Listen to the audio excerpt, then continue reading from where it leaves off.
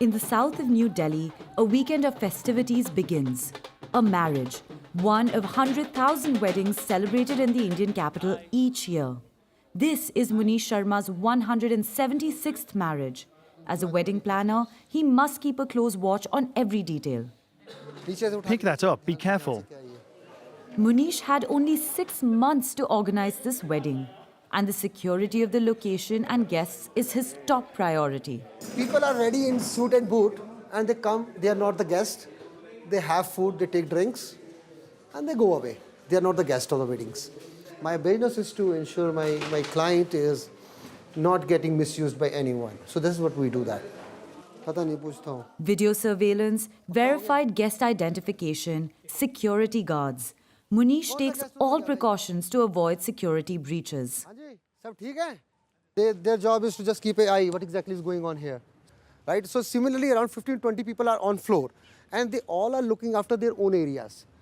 Someone is in the parking area, someone in the main gate, someone is in the lobby. If any mishappening happens, any problem happens which is beyond 2 people control, we 8 are here, my 20 people are here, so within a second, 50 or 100 people will be on floor. Weddings are an institution here. 10 million celebrated annually with staggering budgets. 30,000 euros per wedding on average, 3 times higher than in France.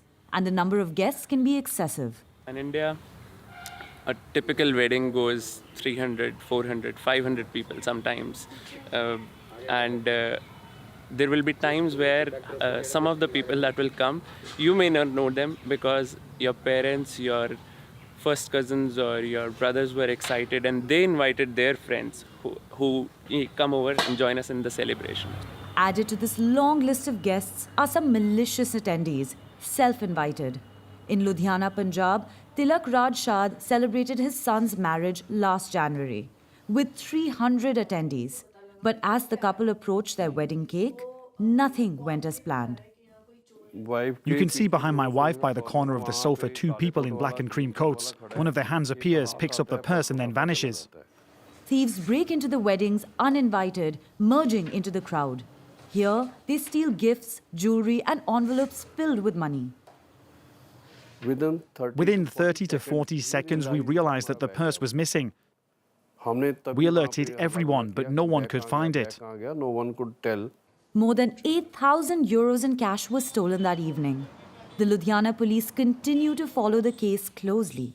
And in charge of the investigation is Inspector Hardeep Singh. Since October, marking the start of the Indian wedding season, the police on the ground have analyzed these gangs and their modus operandi. Marginal a few years ago, today the phenomenon is growing. The thieves guess where there will be a lot of money. They find out where the wedding venues charge 21 to 26,000 euros for one night. So they know that only rich people can afford it. They judge by the big cars and well-dressed crowd that make it a grand wedding. Operating discreetly, these gangs hire underprivileged children to build their teams. More than 1,000 kilometers away, in the state of Madhya Pradesh, we met Vivek, a pseudonym to protect his identity. He was previously enlisted in a wedding gang. We were trained for about a month. After training, we would go to the weddings to steal. There was an older boy with me, sort of my friend. He would teach me how to steal. I told him that I won't be able to manage. He said, I don't have a choice. So I said, okay, big brother. After raiding 6 weddings in Punjab, when his accomplices were arrested by the police, Vivek fled, boarded a bus and returned to his village. Poverty and lack of resources drove his mother to send Vivek off. He was recruited with these gangs for about 3 months. People from the city came and took us. They got permission from my mother.